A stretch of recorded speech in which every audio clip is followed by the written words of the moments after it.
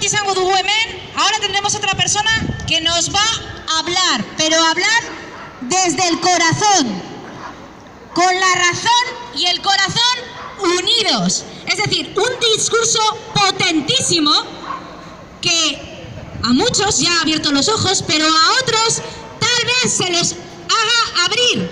Así que, por favor, escuchémosle con máxima atención y demos un fuerte aplauso a Diego Marina. ¡Aurrera!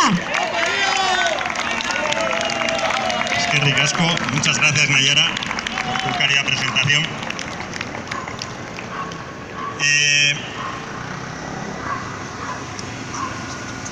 Sí, vale. Gracias, Nayara. Voy a empezar citando una frase del que fue maestro mío, el egregio constitucionalista, catedrático de la Universidad de Deusto, Alfonso Carlos Saiz de Valdivielso. Él nos enseñó muchas cosas, pero hay una frase que llevo grabada y que una y otra vez durante esta crisis me ha venido a la cabeza, y es la siguiente. Él nos decía: el poder siempre se padece. Perdóneme, don Alfonso, si le estoy citando sin su permiso, y también perdóneme si no comprende mi postura. Hubo un tiempo donde usted decía de mí que yo era su alumno más querido. Espero que el hecho de que haya tomado partido en esta crisis y me haya por fin decantado en el bando mal llamado, porque es una palabra peyorativa, negacionista, no oscura, no acabe con el afecto que usted me tenía. De verdad que espero que entienda mis razones, que son las razones que voy a exponer aquí sucintamente. ¿Por qué alguien que aspira a una vida anónima, a una vida de ratón de biblioteca, entre libros, decide tomar partido? Pues para empezar, no es mi deseo estar aquí, lo digo sinceramente. Yo deseo volver a la vida que había antes de la crisis de COVID, como creo que la mayoría de nosotros, pero hay veces que sencillamente la historia, en forma de guerra, forma de pandemia o plandemia o de crisis política, etcétera, sencillamente llama a nuestras puertas de la forma más brutal que cabe imaginar, y uno acaba viéndose en la obligación de tomar partido. He tomado partido por el llamado negacionismo. A mí me gusta más la palabra postura crítica, o la parte de la población que es crítica con el oficialismo, por los motivos que voy a desgranar. Es obvio, por la cita que he hecho, que hay un deber del gobernado de vigilar los desmanes de sus gobernantes. Un gobernado debe vigilar que cuando se toman decisiones del alcance que se han estado tomando el año pasado, graves vulneraciones o restricciones de derechos y libertades básicos, tales restricciones deben estar basadas en verdades y hechos inapelables. Como adució Julio César cuando le pidió el divorcio a su esposa, la mujer del César no solamente ha de ser honesta, sino también de parecerlo. No se pueden cercenar derechos y libertades tan fundamentales como el de movimiento, de reunión, derechos económicos, etcétera, con un discurso, en mi humilde opinión, tan incoherente, tan errático como el que el oficialismo nos lleva regalando durante el último año y medio. Voy a hacer un repaso somero de los fueras de juego, las incoherencias, las incongruencias que yo he detectado y que me han llevado a venir aquí y coger un micrófono. Hoy mismo he vuelto a repasar los datos y las estimaciones de letalidad del COVID al comienzo de la llamada pandemia oscilaban en torno a un 3 hasta un 4,7%.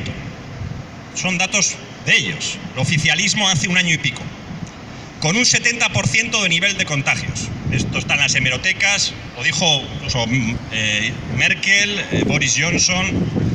Una matemática sencilla nos pone entre 150 y 200 millones de muertos. Así de claro. Con semejante panorama, quizás puede tener un sentido, no lo sé. Yo soy un amante de la libertad y es una medida que me costaría mucho tomar. Proceder a cerrar el mundo, que es lo que ha pasado. La pregunta que tenemos que hacernos hoy, a toro pasado, es: ¿eso ha sido así? ¿Ha habido 150, 200 millones de muertos por un virus respiratorio? La respuesta es no. ¿Quién lo dice? Ellos.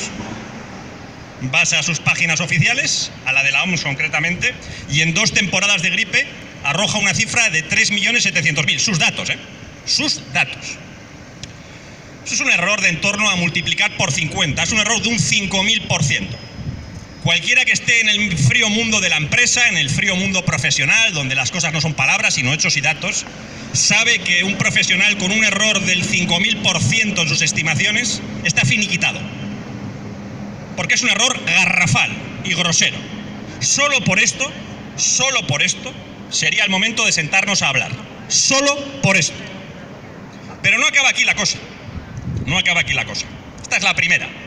La primera, que una mente mínimamente habituada a un pensamiento de tipo cuantitativo y racional no puede pasar por alto. ¿Cómo se olvida uno de esto? ¿Cómo olvida uno este dato? Yo de verdad estoy deseando que un oficialista me enseñe a olvidar ese dato, porque yo no soy capaz.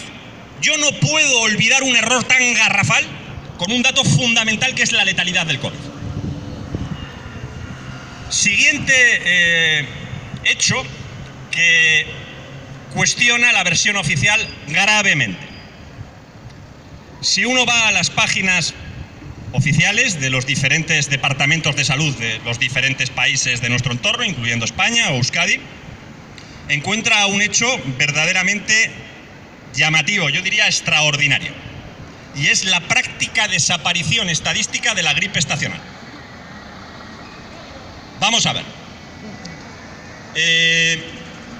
Si esto es así, si yo abrazo el oficialismo y me creo eso, estaríamos ante lo siguiente. Tras al menos 2.500 años de padecer los estragos de la gripe como especie, en el año 2021 la especie humana ha descubierto por fin la forma de controlar y reducir a prácticamente nada la letalidad y la incidencia del virus de la gripe. Esto es lo que yo tendría que creer. Si esto es así, estaríamos ante un hecho de proporciones históricas. Y faltan ya los equipos de investigación del más alto nivel investigando tal trascendental descubrimiento. ¿Qué ocurre? Que eso no se lo creen ni ellos. Por eso no hay ningún equipo de ningún nivel investigando nada. Lo que tenemos es a un médico de urgencias de 3ª división diciéndonos por televisión que la gripe se ha ido porque nos lavamos las manos y nos ponemos una mascarilla de tela en la boca. Y se queda tan ancho. Nada, no se presenta un informe, absolutamente nada. Resulta que si uno se toma la molestia de investigar por su cuenta, descubre que efectivamente hay informes muy serios, de antes del COVID, donde se descarta que el uso de mascarillas sirva para controlar la gripe estacional. De hecho, en el año 17, una verdadera pandemia mundial de gripe, con más de 30 millones de muertos en una población mundial mucho menor que la actual, por cierto, y la gente efectivamente, no porque se lo mandase el gobierno, sino de puro terror, llevaba mascarillas de tela en la cara. ¿Sirvió para algo? Para bien poco. De hecho, el propio Fauci tiene, curiosamente, un artículo en el que demuestra que no sirvió para nada. Fascinante, fascinante. Son todo hechos. Quiero decir, no estoy opinando, simplemente comento el oficialismo, las dudas que a mí me surgen. Y siempre desde la prudencia, siempre anteponiendo el hecho de que yo puedo estar equivocado. Y lo repito, no tengo ningún problema, ningún problema. Como sabéis, tengo también amplia formación científica y sé lo que es la ciencia. Y a veces uno se equivoca. Pero son datos verdaderamente difíciles de sostener. Difíciles de sostener. Es que, de hecho, si uno va a la página de la OMS, ¿a que no sabéis lo que dice la OMS con respecto a la gripe y el COVID? Que son virus con una sintomatología tan parecida que es muy fácil confundirlos. así que las pruebas diagnósticas tendrán que ser especialmente cuidadosas. Eso dice la OMS. Aquí no hay ninguna confusión. Oyes, la OMS no tiene ni puñetera idea. Se ha acabado la gripe porque nos hemos puesto mascarillas. Esta es la versión oficial. Esta es la versión oficial.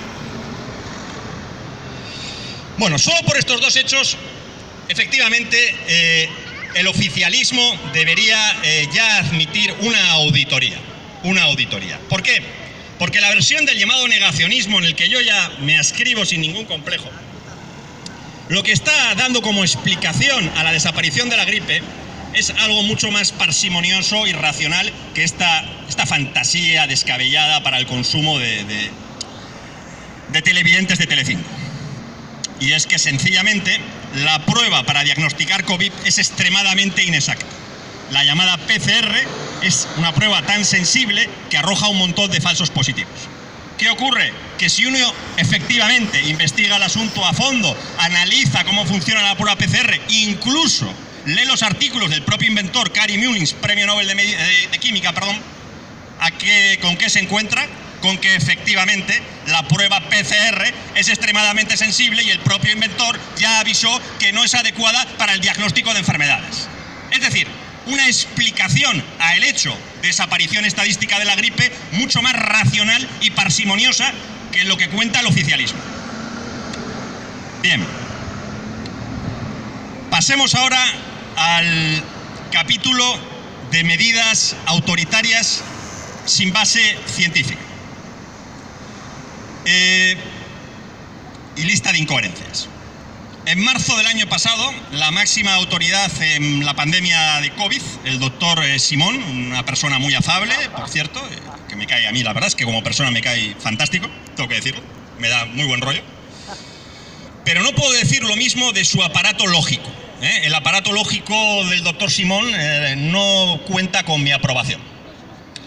El doctor Simón afirmó en marzo del año pasado, y está en hemerotecas, que las mascarillas pueden ser no solamente no necesarias, sino incluso contraproducentes.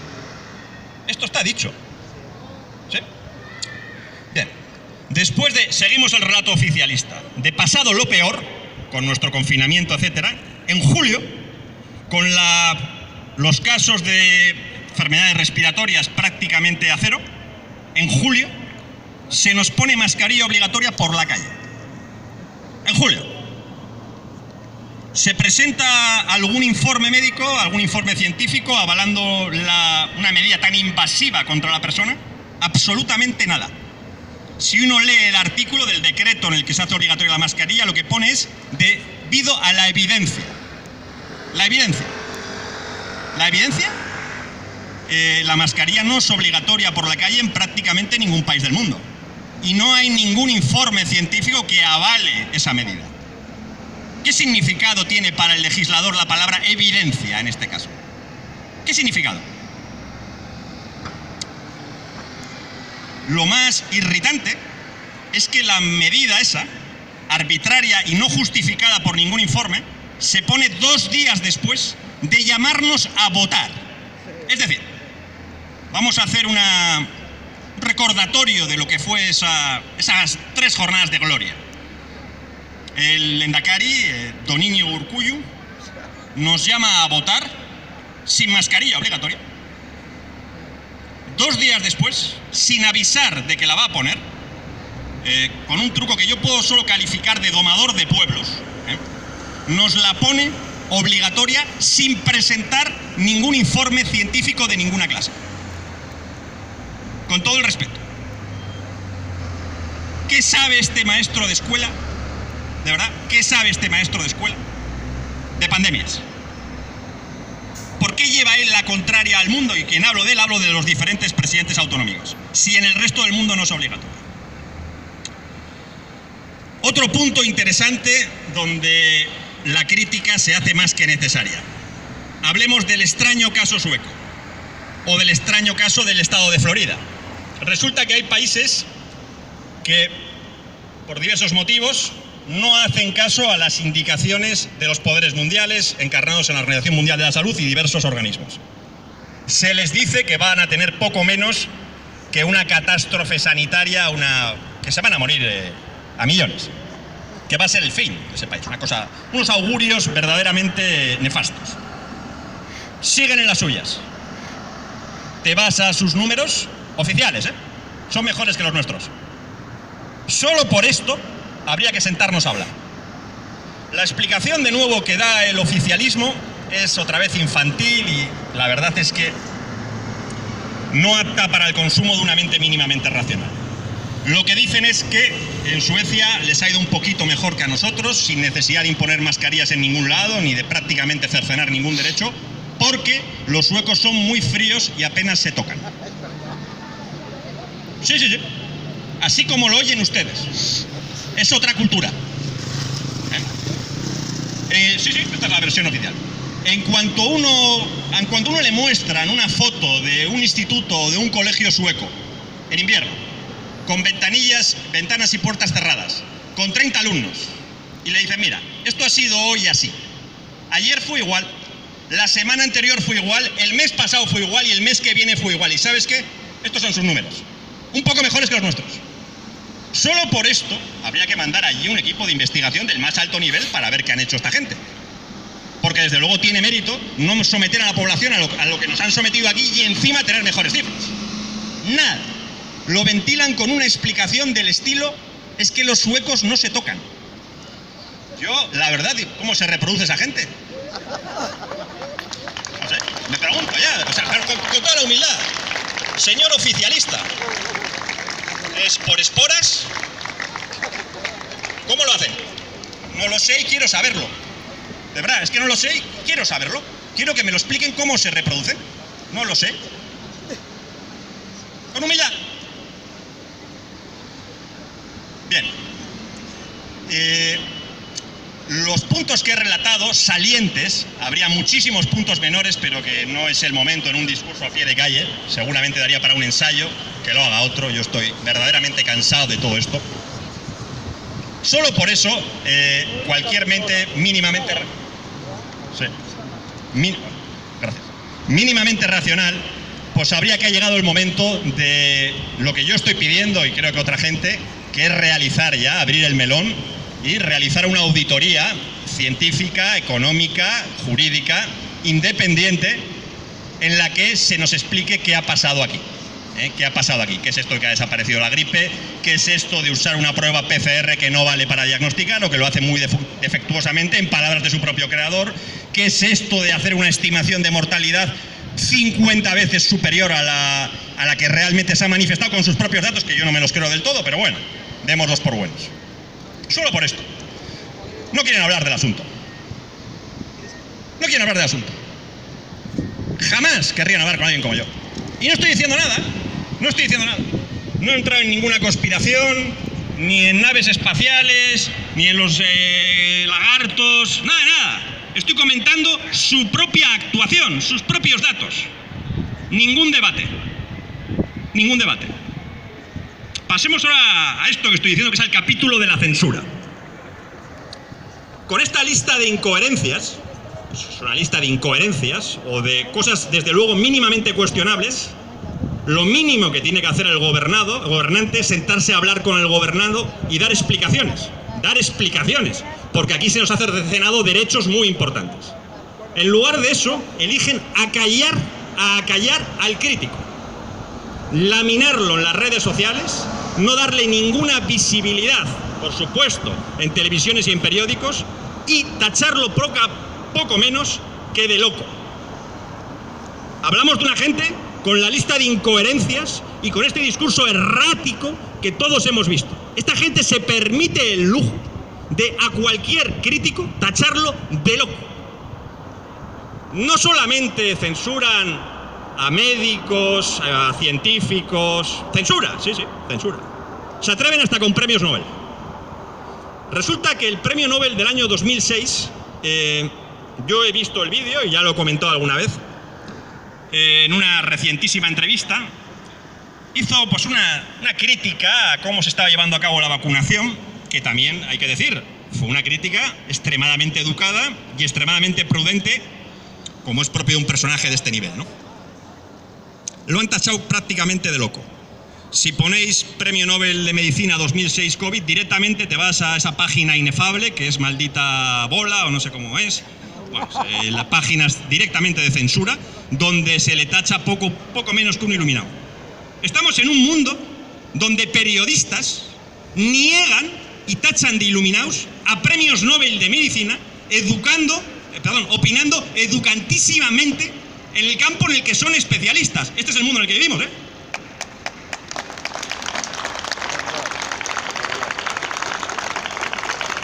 Este es el mundo en el que vivimos. Pregunto yo a los poderes oficiales, ¿entre los ingredientes de la libertad y de la democracia está la censura? ¿Está bien? ¿Está bien? ¿Sí? ¿Por qué recurrís a organismos privados? Crear ya directamente un ministerio de censura. ¿No? ¿Esto está bien? ¿Es un ingrediente de la libertad callar al que opina diferente? ¿Sí? Es que a mí me recuerda a otros tiempos, ¿eh? A Galileo Galilei, por decir que la Tierra giraba en torno al Sol, lo tuvieron 8 años arrestados, siglo XVII. Galileo Galilei. Está en los libros de física de primero de carrera de cualquier universidad. Tachado de zumbao. Es que el poder a veces se equivoca. Y hay que ser un poquito más prudente. Un poquito más prudente. Pasemos ahora al capítulo de las vacunas.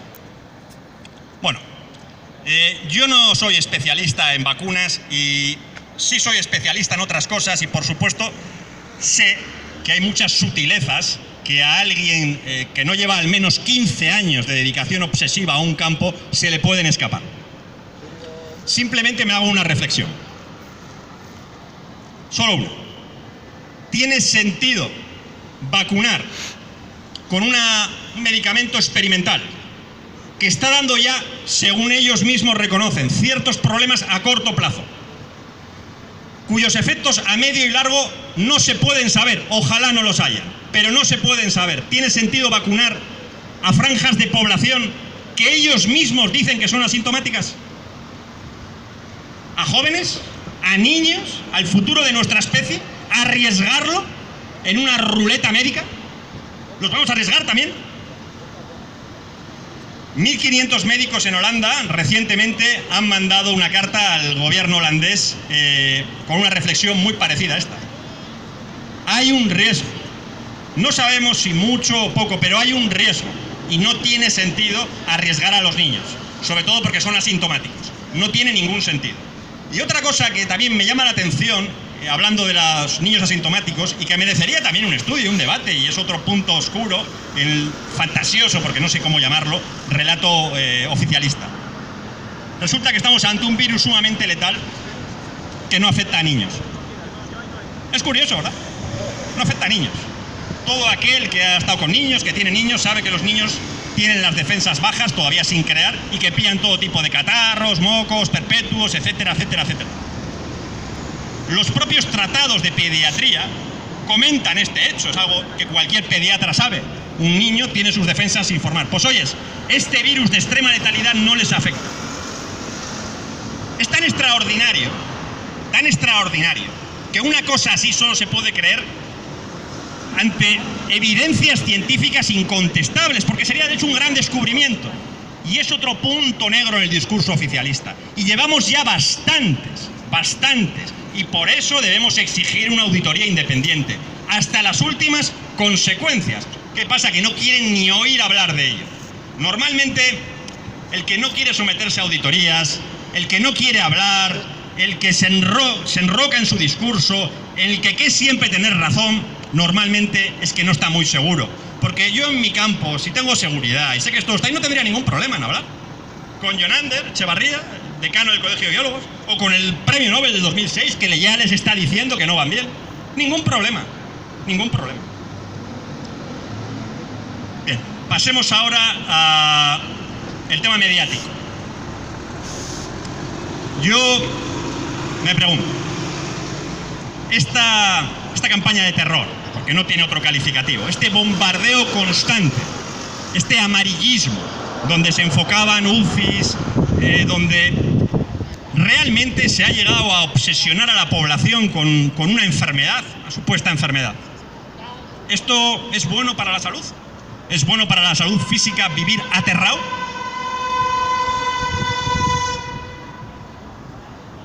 Un sabio una vez fue preguntado qué considera él la receta de la felicidad y lo que dijo fue la ausencia de miedos. La ausencia de miedo. Parece ser que a nosotros nos quieren con miedo. Yo me niego a vivir con miedo. Me niego a vivir con miedo. La vida es demasiado preciosa. Y sí, puede haber un virus respiratorio, claro que los hay, que amenace mi vida. Pero siendo racionales, las mayores amenazas para mi vida, siendo racionales, no es ningún virus respiratorio. Es el cáncer y las enfermedades cardiovasculares. Esos son los datos. Son los datos. Yo vigilaré y seré un atento cuidador de mi salud si vigilo las amenazas probabilísticas y estadísticas más directas, y son cáncer y enfermedades cardiovasculares. Sin embargo, uno pone la tele y solo hay COVID. Solo hay COVID. Claro, todo huele muy mal. Todo huele muy mal. Algo huele a podrido en Dinamarca, así empieza el Hamlet. Hemos repasado una lista de incoherencias gravísimas, gravísimas. Lo contrastamos con unos medios de comunicación que realmente están envenenando el espíritu de la población con el virus del miedo, con el virus del miedo. Y ahora quieren vacunar también a los niños. Ojalá salga todo bien. Voy a finalizar con el capítulo económico de la crisis, de mi análisis, y con unas últimas palabras. Una de las cosas más repugnantes, no tengo otro calificativo, del oficialismo es usar el poder, como han hecho, para los costes económicos de esta crisis, derivados de esta crisis, vamos a decir, sanitaria, aunque yo tengo algunas dudas con respecto a esto, ha sido decidir quiénes iban a pagar enteramente los costes económicos. Ha sido la clase trabajadora autónomo, la hostelería, hoteles, sector servicios, etc. Los poderes públicos han pasado la factura a esa parte de la población sin ninguna vergüenza. Aquellos que salían por la tele con voz grave, trajes muy bien cortados, por cierto, y bueno, dando un discurso poco menos que recordaban a Kennedy, no sé, una gravedad, una seriedad, y decían que entre todos, mentían, entre todos no se ha superado la crisis, se ha superado entre el señor, económicamente, entre el señor que le han obligado el bar, el restaurante, el que se ha tenido que ir a pedir a la iglesia comida para alimentar a sus hijos, estos han pagado la crisis. Porque ese político que aparece con rostro grave, hablando de entre todos, no se ha bajado ni un euro el sueldo. Ni un euro. De hecho, os digo más. Bravo. Según tengo entendido, se lo iban hasta a subir. Pero fue tal el escándalo que lo tiraron para atrás. Nos gobierna gente de esta calidad. Gente de esta calidad. Gente que es capaz de firmar un decreto por el que se está condenando a millones o miles de familias a la ruina económica, y no son ni como gesto capaces de bajarse ni un euro. Bravo, sí. Bravo. Sí. Esta es la calidad. La calidad. Y cuando los veáis hablando por la tele, hablando serios, recordad eso. Recordad esto. Mientras firmaban los decretos que significaban automáticamente cierres de empresas, ese que los firmaba cobraba su sueldo íntegro como si aquí no estuviese pasando nada. ¡Nada! Esta es la realidad de la gente que nos gobierna. Inapelable, son hechos. No estoy comentando nada, no opino. De hecho, a mí la opinión no me gusta. Prefiero hechos. Y esto es lo que han hecho. A mí, yo me moriría de la vergüenza. Me moriría de la vergüenza. Sabiendo que estoy cobrando sueldos altísimos cuando estoy arruinando a gente. De la vergüenza. Y como insulto final, porque no hay otra forma de calificar esto, como insulto final, ese padre o madre de familia que se veía impedida de trabajar, tenía que ver en la tele tertulias de cotilleos de cotilleos sin mascarilla. Al parecer, la industria del cotilleo era una industria esencial. Esencial, según estos tíos. Sin mascarilla. El padre arruinado y viendo eso en su televisión como insulto final. Final. ¡Bravo, bravo! En este país estamos. ¡Bravo! Y esta gente quiere mi confianza. Quiere mi confianza. Quiere una carta en blanco. Que me lo trague todo. Que diga BE. ¿Eso quiere esta gente? ¿Qué se exige de mí para que dé ese paso? ¿Qué se exige de mí para que me haga oficialista? Dejar de pensar. ¿Cómo olvido todo esto? ¿Cómo lo olvido? ¿Cómo se hace? Yo pregunto a los oficialistas, por favor, enseñarme a hacer lo que hacéis vosotros, porque yo no lo sé. No sé cómo se hace eso. Yo no sé cómo se puede olvidar todo esto. ¿Qué os han hecho con la televisión? Apagadla, maldita sea. Apagadla. ¡Bravo, bravo! Apagadla.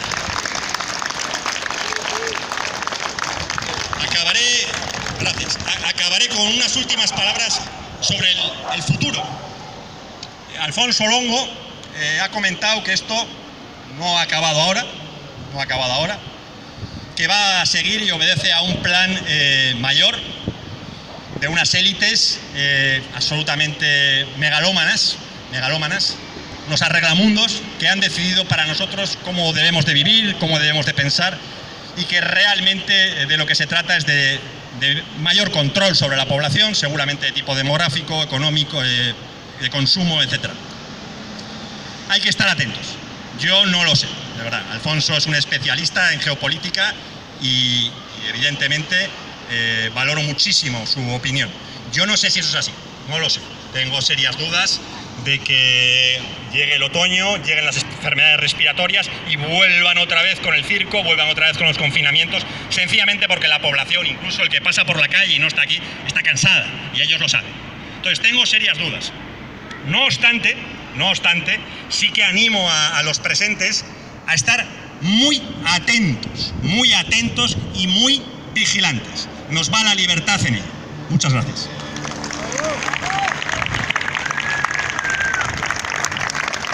¡Bravo! ¡Fenomenal! Muy grande, Diego, muy grande. Así es. Y para ir finalizando, os voy a leer brevemente el manifiesto que nos representa como colectivo Osasuna Libertad.